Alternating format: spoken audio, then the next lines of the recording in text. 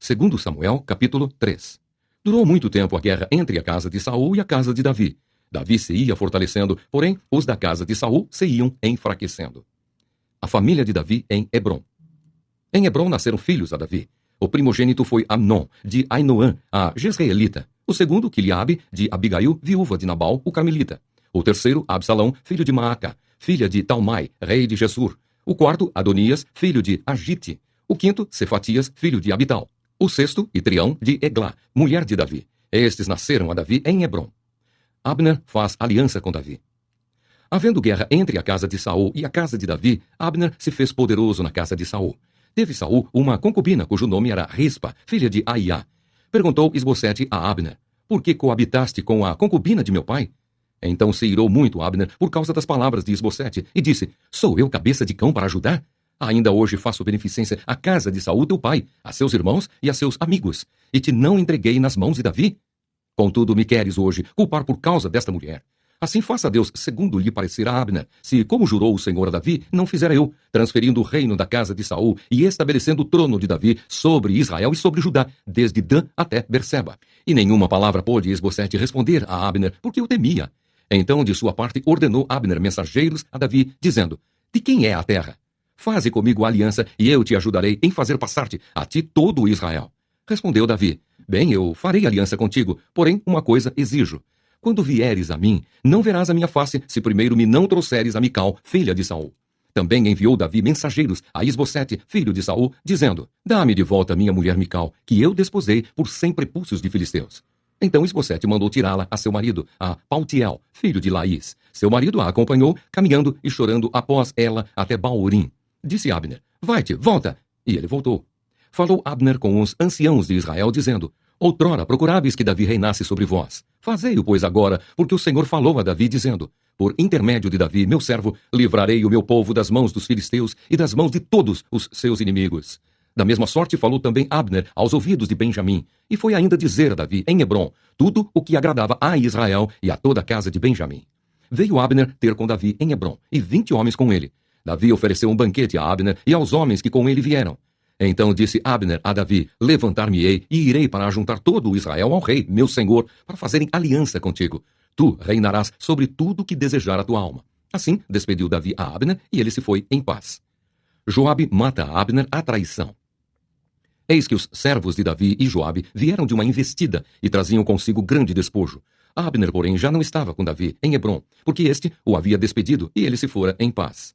Chegando, pois, Joabe e toda a tropa que vinha com ele, disseram-lhe: Abner, filho de Ner, veio ter com o rei, o qual o despediu, e ele se foi em paz. Então Joabe foi ao rei e disse: que fizeste?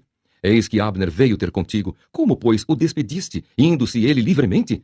Bem conheces Abner, filho de Ner. Veio para enganar-te, tomar conhecimento de tuas empresas e sondar todos os teus planos. Retirando-se Joabe de Davi, enviou mensageiros após Abner, e o fizeram voltar desde o poço de Sirá, sem que Davi o soubesse.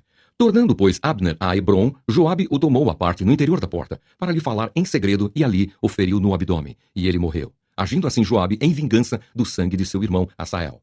Sabendo-o depois Davi, disse: inocentes somos eu e o meu reino para com o Senhor para sempre, do sangue de Abner, filho de Ner. Caia este sangue sobre a cabeça de Joabe e sobre toda a casa de seu pai. Jamais falte da casa de Joabe quem tenha fluxo, quem seja leproso, quem se apoie em muleta, quem caia à espada, quem necessite de pão. Joabe, pois, e seu irmão Absai mataram Abner, por ter morto seu irmão Asael, na peleja em Gibeão.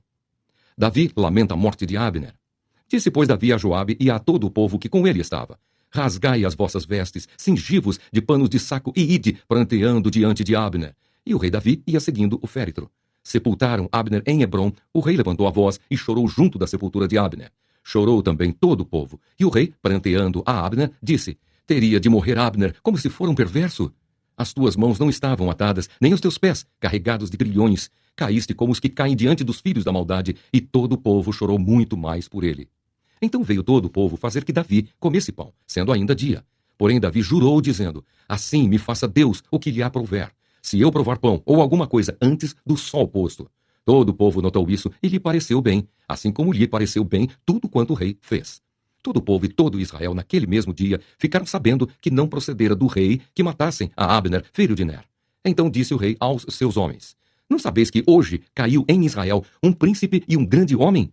No presente sou fraco, embora ungido rei. Estes homens, filhos de Zeruia, são mais fortes do que eu. Retribua o Senhor ao que fez mal segundo a sua maldade. 1 Coríntios, capítulo 13. Ainda que eu fale as línguas dos homens e dos anjos, se não tiver amor, serei como bronze que soa ou como símbolo que retine. Ainda que eu tenha o dom de profetizar e conheça todos os mistérios e toda a ciência, ainda que eu tenha tamanha fé a ponto de transportar montes, se não tiver amor, nada serei. E ainda que eu distribua todos os meus bens entre os pobres, e ainda que entregue o meu próprio corpo para ser queimado, se não tiver amor, nada disso me aproveitará.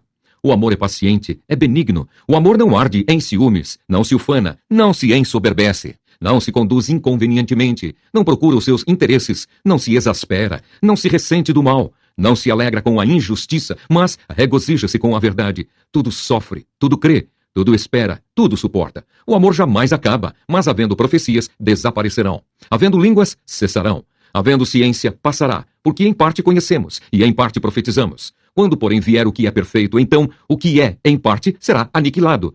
Quando eu era menino, falava como menino, sentia como menino, pensava como menino. Quando cheguei a ser homem, desisti das coisas próprias de menino, porque agora vemos como em espelho, obscuramente. Então veremos face a face. Agora conheço em parte, então conhecerei como também sou conhecido. Agora, pois, permanecem a fé, a esperança e o amor. Estes três. Porém, o maior destes é o amor. Ezequiel, capítulo 11. O juízo de Deus contra os chefes do povo.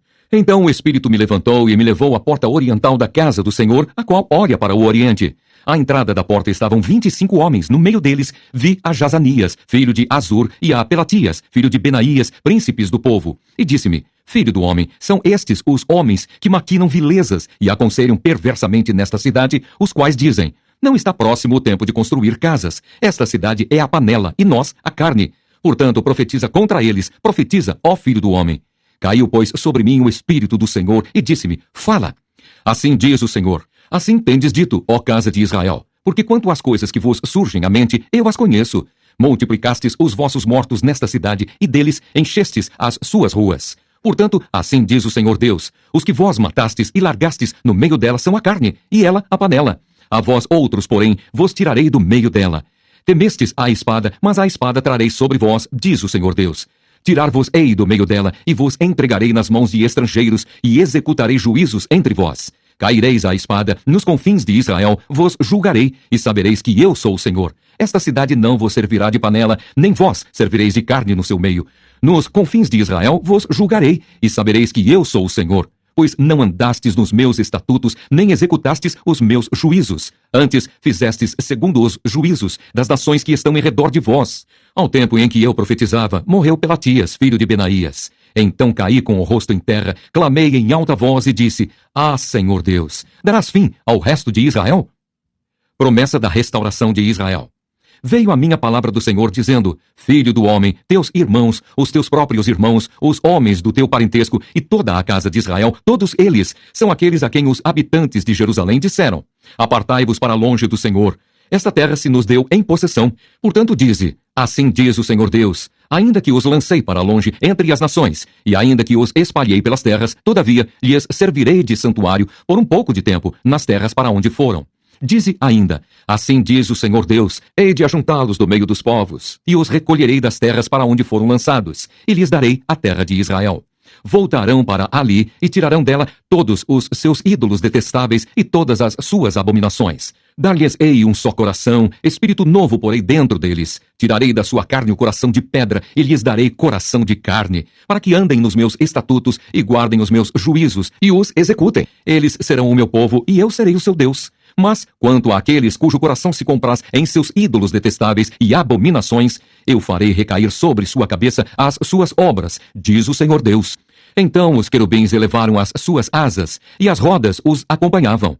E a glória do Deus de Israel estava no alto sobre eles. A glória do Senhor subiu do meio da cidade e se pôs sobre o monte que está ao oriente da cidade. Depois, o Espírito de Deus me levantou e me levou na sua visão à caldeia, para os do cativeiro, e de mim se foi a visão que eu tivera. Então falei aos do cativeiro todas as coisas que o Senhor me havia mostrado.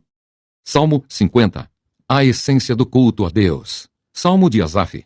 Fala o poderoso, o Senhor Deus, e chama a terra desde o levante até ao poente. Desde Sião, excelência de formosura, resplandece Deus. Vem o nosso Deus e não guarda silêncio. Perante ele arde um fogo devorador, ao seu redor esbraveja grande tormenta. Intima os céus lá em cima e a terra para julgar o seu povo. Congregai os meus santos, os que comigo fizeram aliança por meio de sacrifícios. Os céus anunciam a sua justiça, porque é o próprio Deus que julga. Escuta, povo meu, e eu falarei. Ó Israel, e eu testemunharei contra ti. Eu sou Deus, o teu Deus. Não te repreendo pelos teus sacrifícios, nem pelos teus holocaustos continuamente perante mim. De tua casa não aceitarei novilhos nem bodes, dos teus apriscos, pois são meus todos os animais do bosque, e as alimárias, aos milhares sobre as montanhas. Conheço todas as aves dos montes, e são meus todos os animais que pululam no campo. Se eu tivesse fome, não te diria, pois o mundo é meu e quanto nele se contém. Acaso como eu carne de touros? Ou bebo sangue de cabritos?